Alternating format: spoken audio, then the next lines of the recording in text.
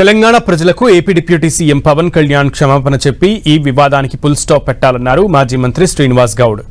ఏ అవసరం వచ్చినా తెలంగాణకు వస్తారు కానీ తెలంగాణ ప్రజల కళ్ళు నుంచి కళ్ళు మంచివి కావు అంటే ఎలా అని అన్నారు.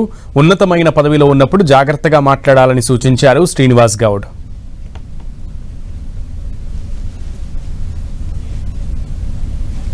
డిప్యూటీ సీఎంగా బాధ్యతాయుతంగా మాట్లాడాలి తప్ప బాధ్యత లేకుండా ఏదంటే అది పడితే గాలికి మాట్లాడితే బాగుండదు.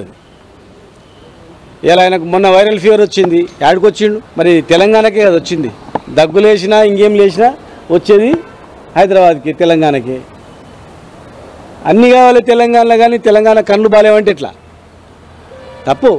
ఒకటి చెప్తున్నా నేను పవన్ కళ్యాణ్ గారికి, ఇమ్మీడియట్గా దీనికి ఫుల్ స్టాప్ పెట్టాలా. పక్కల బల్యాలు లేకుండా రాజకీయంలో అరే దొరికిండ్రా బై ఛాన్స్ అని ఒక ప్రాంతాన్ని మొత్తం వ్యతిరేకంగా ముద్రేసేటట్టు కూడా ప్రయత్నాలు జరుగుతాయి.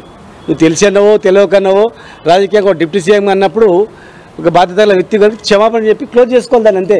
ప్రలాంగ్ చేసి దాన్ని చేస్తే నష్టం జరిగేది మీకే, వేసేజాలకు పోవద్దు దానిలో.